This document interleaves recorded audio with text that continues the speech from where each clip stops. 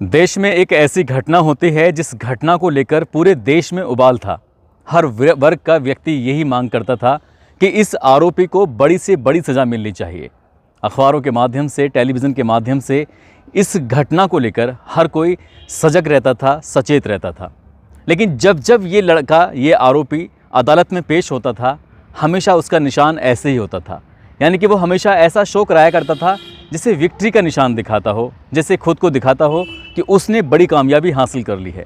अक्सर अखबारों में उसके विक्ट्री वाले फ़ोटोग्राफ्स ही छपते थे तो लोगों में और गुस्सा आता था। हालांकि सेशन कोर्ट से उस आरोपी को फांसी की सज़ा सुनाई जाती है, लेकिन कुछ दिनों के बाद उसी आरोपी को हाई कोर्ट फांसी को उम्र कैद में तब्दील कर देता है। तो लोगों का गुस्सा कहीं ना कहीं और ज़्यादा बढ़ जाता है और लोगों को लगता है कि कानून का इतना लचीलापन अपराधियों को जिस तरह से शय दे रहा है, उससे इस देश में लगातार अपराध पर अपराध बढ़ते चले जा रहे हैं। आज की जो सच्ची घटना मैं सुनाने जा रहा हूँ, इस घटना को सुनने के बाद आपको भी गुस्सा आएगा।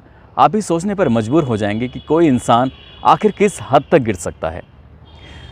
आदाब, नमस्कार, सत श्री अकाल। मैं उस्मान सैफ़ी। आज की जो सच्ची घटना मैं आपको सुनाने जा रहा हूँ, ये सच्ची घटना है राष्ट्रीय राजधानी क्षेत्र दिल्ली की। दरअसल एक लड़की जिसने नर्सिंग का कोर्स किया था और सरकारी नौकरी की तलाश में वो लगातार एक के बाद एक फार्म भर रही थी और एक दिन उसके पास एक डाकिया आता है एक पत्र लेकर। डाकिया जैसे ही उसको पत्र देता है, लड़की पत्र को खोलकर देखती है तो उसकी खुशी का कोई ठिकाना नहीं था। वो खुशी से इतनी झूम जाती है कि अपने घर में, अपने परिवार में हर एक सदस्य के पास जाती है, जाकर कहती है कि आज मेरा सपना पूरा हो गया है और मेरी पहली नौकरी मुंबई में लगी है। बस इतना कहना था और वो ज्वाइनिंग लेटर था, उसकी तारीख लिखी हुई थी, कब जाना है, कहाँ जाना है, सब कुछ उसमें लिखा हुआ था। अब क्योंकि वो लड़की अक्सर घर में रहती थी, यहीं पढ़ती थी, दिल्ली से बाहर कभी कहीं गई नहीं थी। लंबा सफ़र था, बहुत दूर का सफ़र था। तब घर वाले कहते हैं जिस दिन ज्वाइनिंग होगी हम तुम्हारे साथ चलेंगे। और वो दिन भी नज़दीक आ जाता है। वो दिन था 1 मई 2013। निज़ामुद्दीन रेलवे स्टेशन पर वो अपनी ट्रेन का इंतज़ार कर रहे थे। साथ में चाची होती हैं सुनीता दहिया, चाचा होते हैं विनोद दहिया, पापा होते हैं अमर सिंह राठी और वो लड़की, वो बेटी भी होती है जिसका नाम प्रीति राठी होता है। ये सब के सब रेलवे स्टेशन पर अपनी ट्रेन का इंतज़ार कर रहे थे। 3:40 पर दिल्ली से मुंबई जाने वाली एक रेलगाड़ी, इसका नाम गरीब रथ होता है, वो आती है, स्टेशन पर रुकती है।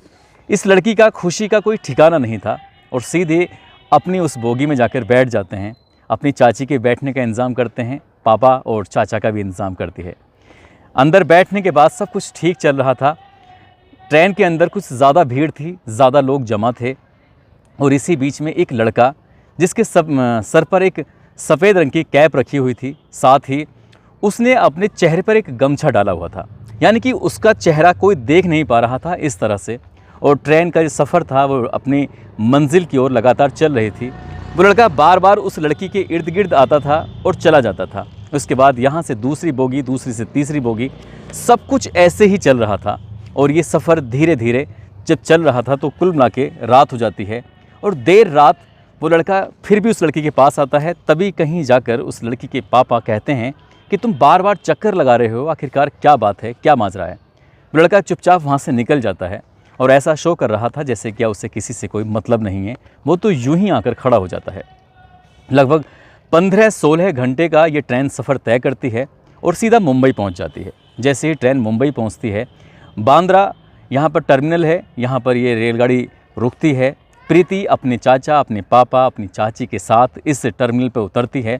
उतरने के बाद ये खुशी जाहिर कर रहे थे क्योंकि इन्हें अब अगले दिन, यानी कि ये बैठे तो 1 मई को हैं, 16 घंटे बाद अब अगला दिन निकल आता है और 2 मई 2013 की सुबह 7:55 का वक्त था।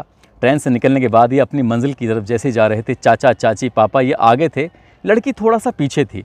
ऐसा लग रहा था जैसे रात भर के सफ़र में वो थक गई हो। तो जैसे ही वो थोड़ा सा आगे चल रही थी, तभी एक लड़के ने पीछे से आकर उसके कंधे पे हाथ रखा और कंधे पे हाथ जैसे ही रखता है तो वो लड़की पीछे मुड़कर जब देखती है तो अचानक ही वही लड़का जो बार बार ट्रेन के अंदर उसका पीछा कर रहा था, बार बार उसको देख रहा था, जिसने सर पर सफ़ेद रंग की कैप लगाई हुई थी, गमछे से अपने चेहरे को ढका हुआ था, उस लड़की और लड़की की जब आंखें से आंखें मिलती हैं तभी वो लड़का अपने हाथ में एक डब्बा था उस डिब्बे को पूरा का पूरा उस लड़की के चेहरे पर उड़ेल देता है। और जैसे ही उड़ेलता है उसके बाद लड़की समझ ही नहीं पाती और कुछ ही सेकंडों में उसके चेहरे पर जलन शुरू हो जाती है। जलन कुछ इस तरह से होती है, वो लड़की बहुत ज़ोर ज़ोर से चीख रही थी, चिल्ला रही थी और अपने चीखने चिल्लाने की उस आवाज़ों की गूंज उसके चाचा चाची पापा तक पहुंच जाती है, बल्कि आसपास जितने भी यात्री होते हैं वहां तक पहुंच जाती है।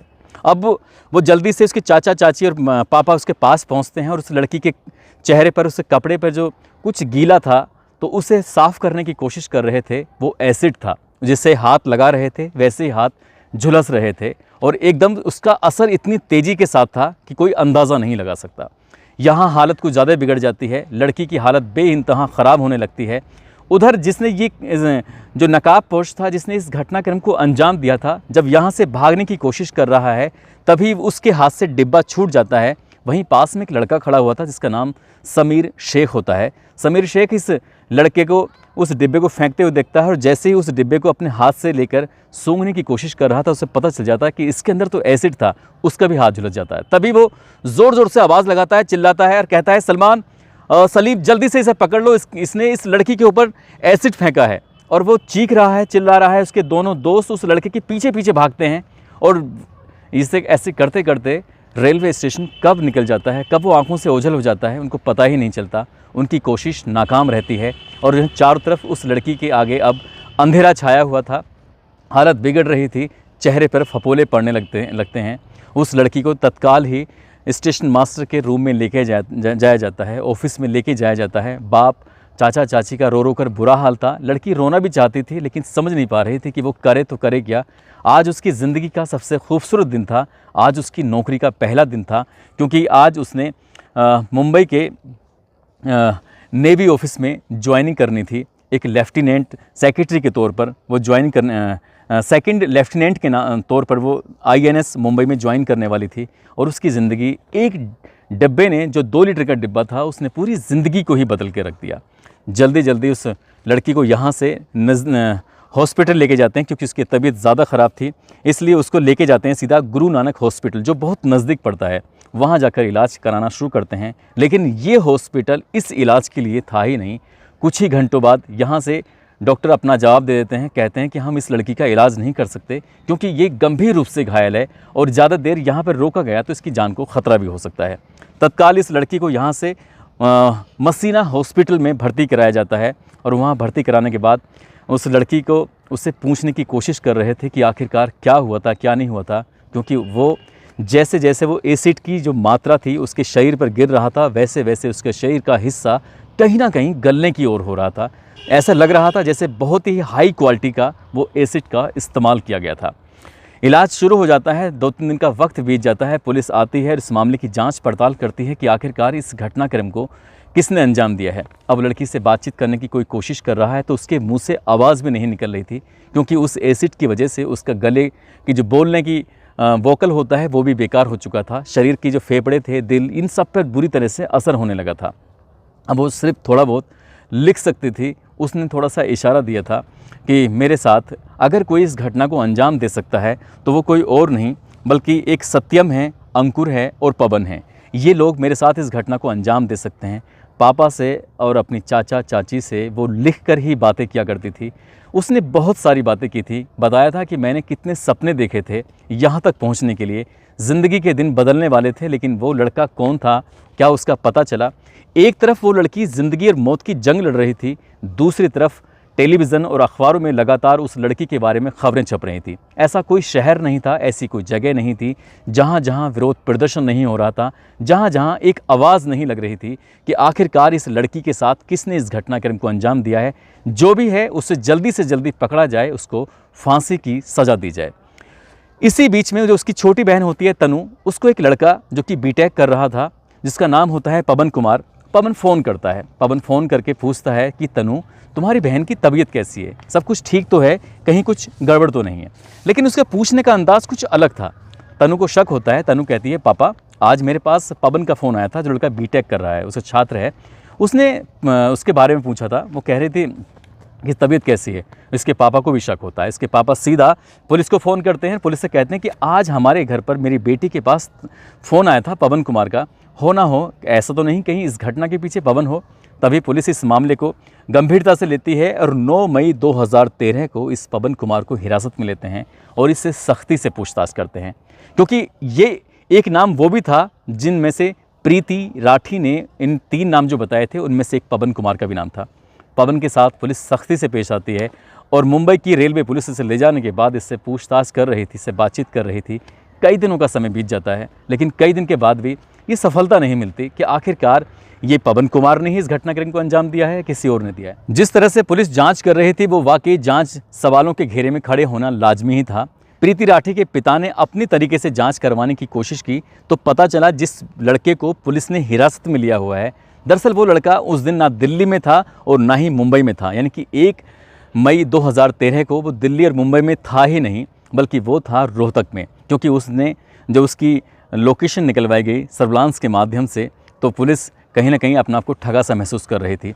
एक तरफ ये मामला हो जाता है, दूसरी तरफ उस लड़की का इलाज चल रहा था बॉम्बे हॉस्पिटल में, क्योंकि मनसा से उसको शिफ्ट कर दिया जाता है बॉम्बे हॉस्पिटल में, और बॉम्बे हॉस्पिटल में इसका इलाज चल रहा था। दिन पर दिन उसकी लगातार तबीयत बिगड़ने लगती है और ठीक 1 महीने बाद, यानी कि 30 दिन के बाद 1 जून 2013 को इस लड़की ने दम तोड़ दिया।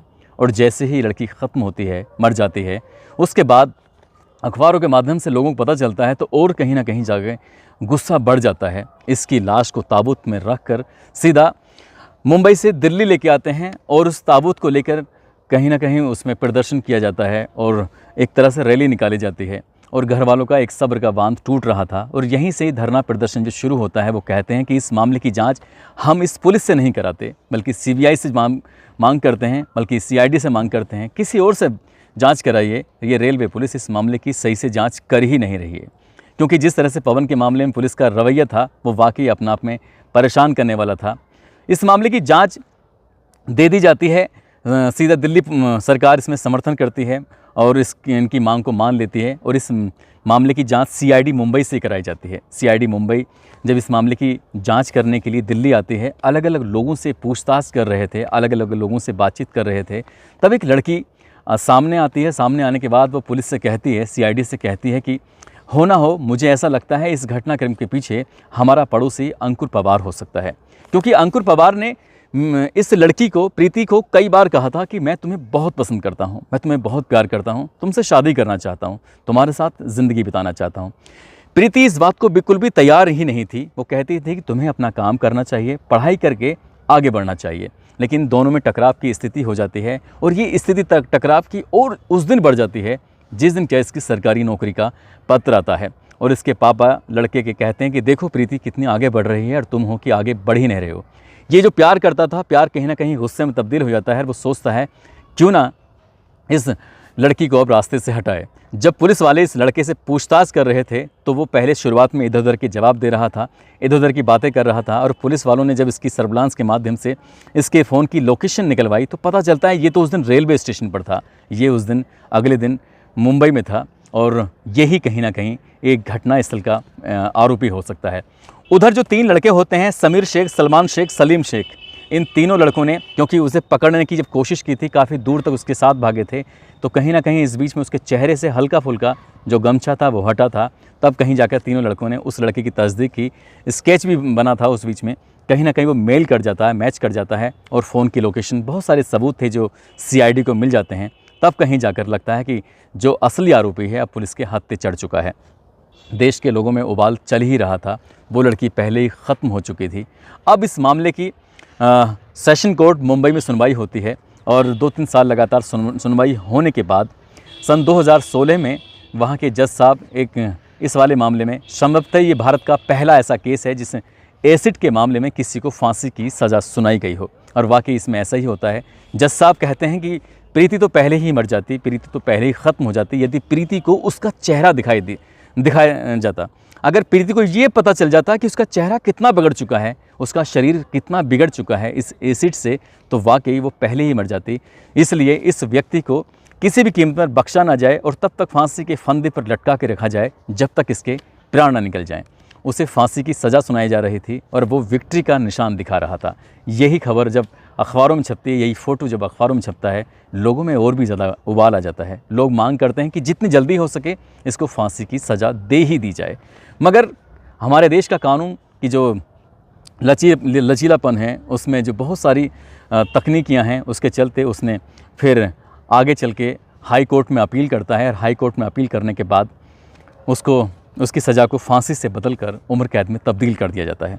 फांसी की सज़ा उसकी उम्र कैद में तब्दील तो हो जाती है, लेकिन उसकी जो विक्ट्री का निशान था वो कभी कम नहीं होता था। लेकिन लोगों में उससे ज़्यादा कहीं गुस्सा था, उससे कहीं ज़्यादा उबाल था कि जिस लड़के ने इतनी बड़ी घटनाक्रम को अंजाम दिया है, एक लड़की की ज़िंदगी को पूरी तरह से तबाह कर दिया है, उसके परिवार के सपनों को पूरी तरह से तोड़ दिया है, उस लड़के को आखिरकार ऐसे कैसे कर रहे हैं। अभी तो उसके पास बचने के बहुत सारे और चांस हैं। अभी तो वो सुप्रीम कोर्ट जाएगा और राष्ट्रपति के यहाँ भी अपील करेगा और कितनी सारी उसकी जो अपीलें होंगी, हो सकता है कि वो बच के भी निकल जाए। लेकिन उस लड़के ने जो उस लड़की के साथ किया, ये घटना पूरे हिंदुस्तान में चर्चाओं का विषय बन जाती है और इसके बाद इस एसिड के मामलों में कई तरह के बदलाव भी देखने को मिलते हैं। लेकिन यदि ऐसे ही आरोपियों को कम से कम समय में बड़ी से बड़ी अगर सज़ा मिल जाए तो ये अपराधियों के हौसले पस्त हो जाएंगे। अपराधी अपराध करने से कई बार बचेंगे, सोचेंगे करने से पहले। और मैं भी अपने इस वीडियो के माध्यम से सरकार से, कोर्ट से यही अपील करूंगा कि बड़े से बड़े मामले में कम से कम समय में सज़ा देकर उन्हें ये साबित कर देना चाहिए कि कानून का जो भी उल्लंघन करेगा उसे किसी भी कीमत पर बख्शा नहीं जाएगा। दोस्तों, इस घटनाक्रम को सुनाने का उद्देश्य भी किसी को परेशान करना नहीं है, किसी का दिल दुखाना नहीं है, बल्कि आपको जागरूक करना है, आपको सचेत करना है। और जाते जाते कुछ लोगों के जन्मदिन हैं, जिसमें अर्थव अवस्थी हैं, लखनऊ के रहने वाले हैं, दिनेश कुमार हैं, बेंगलोर के रहने वाले हैं। इनको जन्मदिन की बहुत सारी शुभकामनाएं, बहुत बहुत मुबारकबाद। साथ ही नीतीश कुमार, रंजीत सिंह, शहबाज मंसूरी, सजीम खान, दीपा, मुबारक खान, शादाब अंसारी, सुभाष, अमन कुमार, शकील सिद्दीकी, सबीर मलिक, दीपू पटेल, यूसुफ, मोहम्मद रऊफ़ सैफ़ी, अनुपदेव ब्रजवासी, छोटू खान, सरवर सिंह, अशोक गहलोत, लकी सैनी, हर सहाय मीणा, इन लोगों ने नाम लेने की अपील की थी। आप सब लोग अपना ख्याल रखें, सुरक्षित रहें। जय हिंद, जय भारत।